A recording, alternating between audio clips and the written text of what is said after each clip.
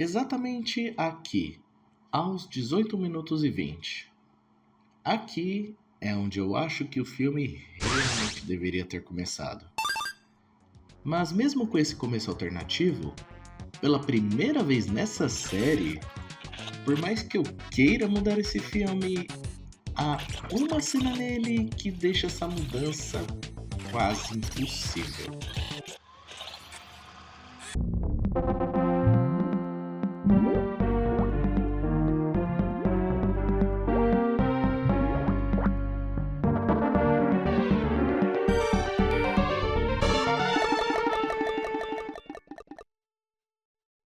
Cá estamos no último filme do Jim Carrey Month, ao menos desta fase. E hoje apresento a vocês The Majestic, ou Cine Majestic como ficou aqui no Brasil. É um filme de 2001, onde acompanhamos Jim Carrey atuando em mais um drama. Mas ao contrário de Show de Truman, Brilho Eterno, etc., esse filme não é muito conhecido. Então, vamos revisar rapidamente a história dele para entender o que aconteceu. Peter Appleton é um roteirista de Hollywood, mas depois de ser acusado de ser um espião comunista por ter feito parte de um clube na faculdade no qual tinham pessoas que eram comunistas... Eles dizem que você frequentava as reuniões quando fazia faculdade. Está incorreto, Peter? Eles eram comunistas? Parece que sim. Agora, a sua carreira corre perigo. O estúdio suspendeu as negociações hoje cedo. Estou na lista negra? O estúdio só não quer contratá-lo. Não com essa acusação contra você. Ele decide sair para afogar as mágoas, mas ao tentar voltar bêbado para casa, ele acaba sofrendo um acidente com um carro e caindo dentro de um rio, perdendo sua memória. Ao ser encontrado jogado em uma praia, ele é levado para uma pequena cidade, onde felizmente muitas famílias perderam seus filhos por causa da Segunda Guerra. São muitos? Ora, ao todo a cidade perdeu 62 jovens na guerra. E com isso, um senhor acaba achando que ele é o seu filho perdido. É você, Luke. Eu nunca perdi a esperança. Está vivo, o meu filho. Então acompanhamos o que é o coração desse filme, mas também o principal problema com essa obra. Nós sabemos que ele não é o filho perdido, pois o Luke está desaparecido há 9 anos e meio. Quanto tempo eu fiquei longe? Foram 9 anos e meio. 9 anos e meio? Com isso só fica aquela sensação meio estranha de, ao invés de ser um reencontro, é só um velho forçando um cara aleatório que perdeu a memória a ser o seu filho perdido. Pois a guerra não acabou alguns meses, não acabou alguns dias, ou no máximo um ano, mas sim 9 anos. E só piora porque ele não é o único a fazer isso. A cidade inteira vai nessa onda. Todos comemoram o retorno e ficam falando o quanto Luke era genial e incrível, e o quanto ele tem que se lembrar dos momentos que eles tiveram, mas sabemos que ele não vai. E só piora quando vemos a garota que namorava o Luke reaparecer e começar a se apaixonar pelo Peter.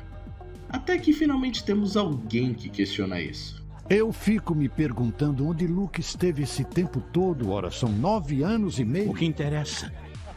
Ele está em casa. Mas o que acontece se ele recuperar a memória? Que vida ele vai lembrar? Qual ele escolheria?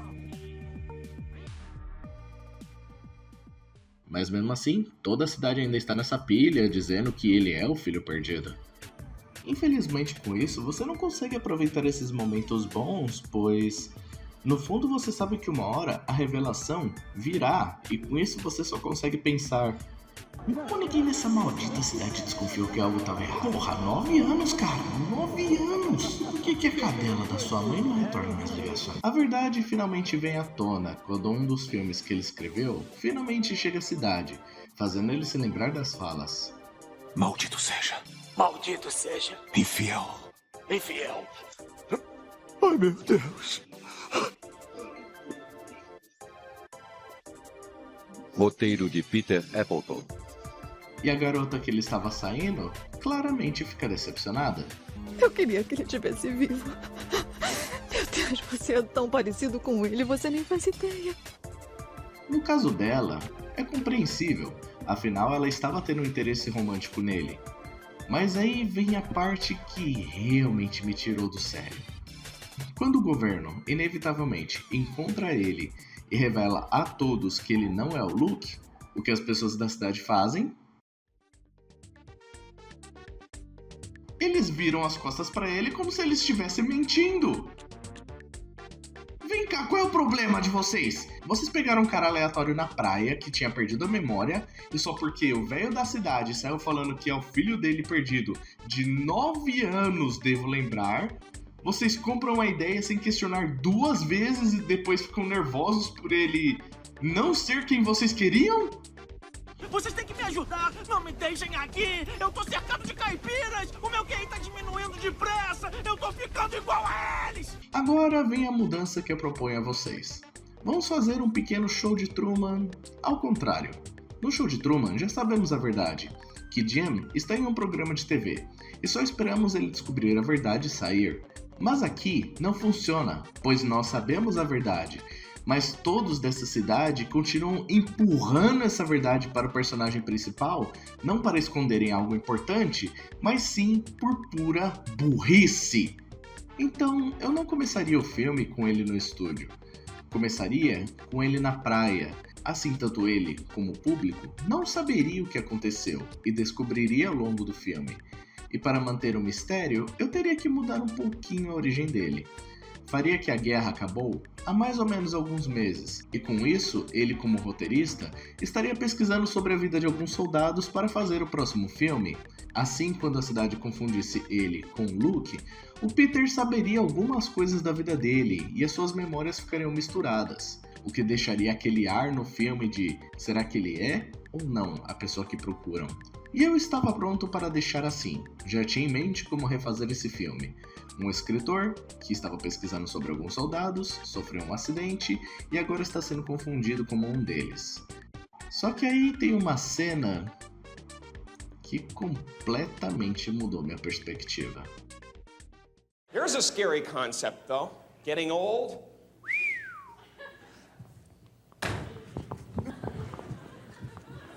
You can't do that. You gotta kiss that stuff goodbye, man. Eu sei que eu tenho sido meio vago em relação à cidade e seus habitantes, mas foi por uma boa causa. Esse filme não é só sobre um cara que perdeu a memória, mas também fala sobre o impacto que alguém pode causar em nossas vidas. Nessa cidade, muitos pais perderam seus filhos por causa da Segunda Guerra. E com a volta de Luke, todos se animam.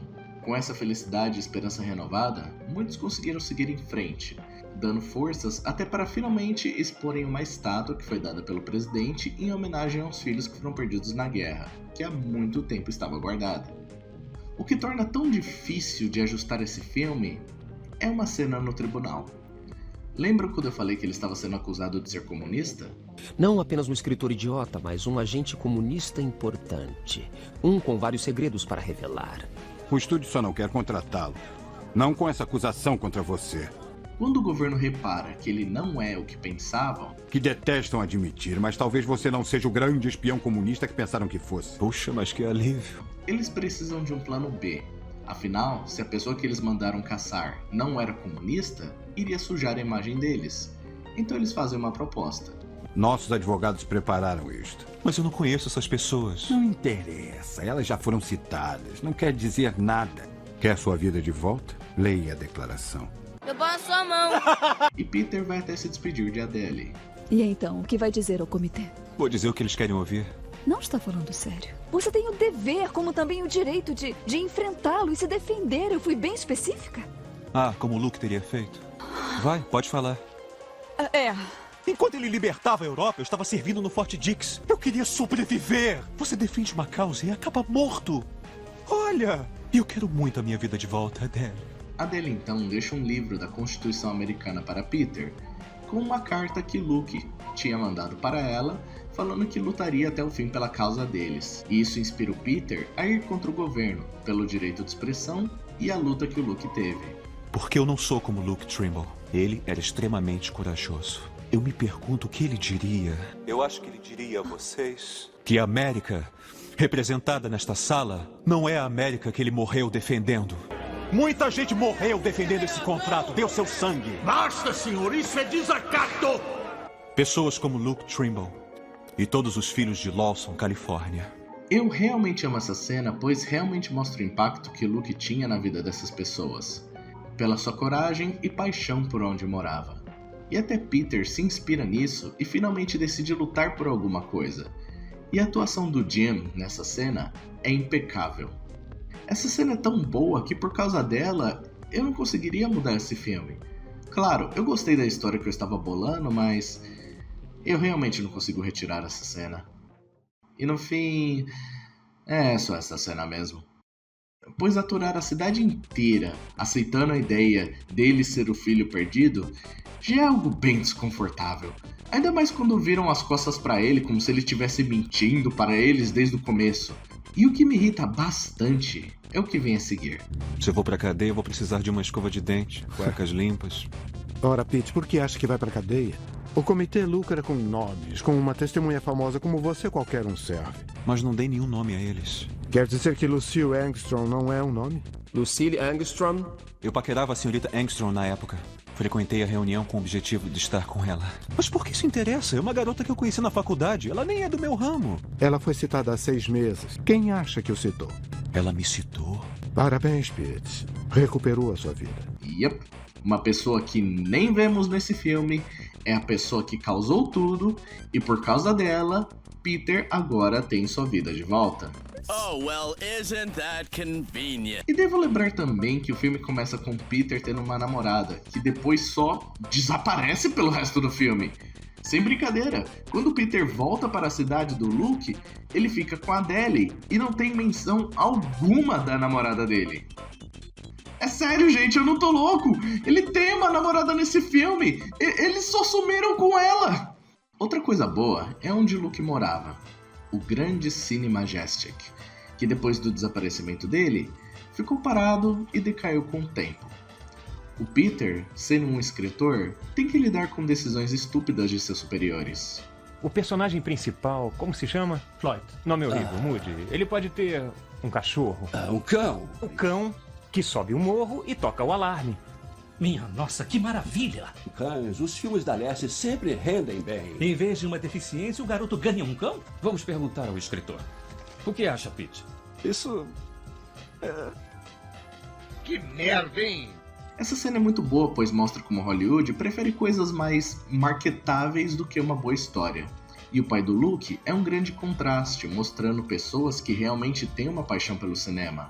Chaplin, por isso, Garbo e Gable e Lombard e Jimmy Stewart e Jimmy Cagney, eles eram deuses e eles viviam lá no alto. Era o Olimpo. Essa história de televisão, por que você iria querer ficar em casa e assistir televisão? Porque é conveniente, porque não precisa se arrumar todo, porque só fica sentado lá? Ora, como pode chamar isso de diversão sozinho na sua sala de estar? Cadê as outras pessoas? Cadê o público? Cadê a magia? Numa sala de cinema, a magia está à sua volta. O truque é vê-la. E isso ainda se reflete hoje em dia. Estúdios hoje em dia vivem apostando em coisas seguras e sem alma. E a animação, por mais que salvou muitos deles na pandemia, é ainda vista como coisa de criança, e poucos filmes conseguem atrair pessoas para as grandes telas. A experiência de compartilhar um grande filme, hoje em dia é algo raro. Bem, a não ser quando temos algo assim.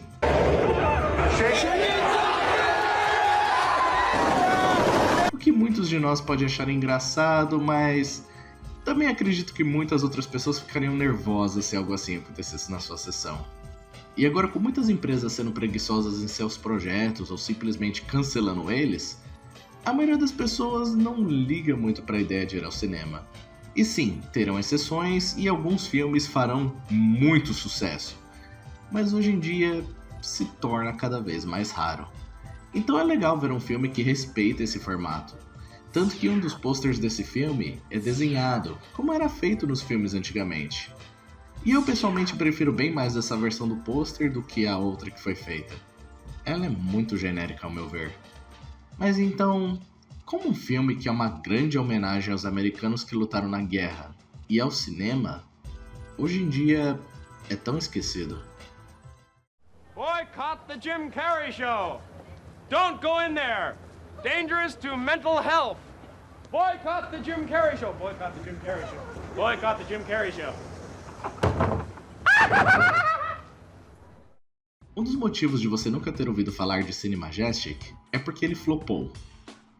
Feio. Isso em um tempo onde Jim Carrey estava fazendo bastante sucesso nos filmes em que ele aparecia. Mas também devo lembrar quando esse filme saiu. 21 de dezembro de 2001. E digo que aconteceu esse ano...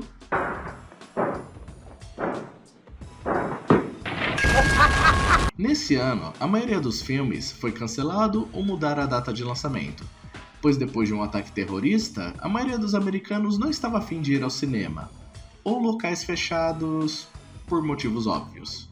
Com isso, a crítica também não pegou leve nesse filme, tanto pela mensagem como o tempo de duração, que são 2 horas. Mas parece que o público até gostou desse filme em partes. E onde eu colocaria esse filme na lista? Eu colocarei em assista por curiosidade. Na minha opinião, o filme em si não é ruim. Sim, o começo é fraco e poderia ser um pouco menor. Mas no fim, foi uma boa experiência. E a atuação do Jim, por mais que falam que era forçação de barra para ganhar um Oscar, acho que ele mandou muito bem. No finalzinho vem merda! E finalmente chegamos ao fim, ao menos dessa primeira parte do Jim Carrey Month. E nossa, que sequência de filmes! Tivemos altos e baixos, mas também tivemos um olhar mais profundo na vida pessoal do Jim e seus problemas. Nos veremos novamente em dezembro, quando avaliaremos mais 5 filmes. E não sabem o quanto estou ansioso para ano que vem finalmente terminarmos esse projeto. Eu estou tão perto que posso sentir o gosto. Nossa, não vejo a hora de chegar nos filmes do Sonic. Então fiquem ligados, porque logo mais teremos... Espera só um minutinho. Boa noite, senhor. Por acaso você tem mídia física? Mas que cacetaralho! Thank you for watching the Jeff Reviewer channel. Your name will be scribed in the reads of the YouTube history.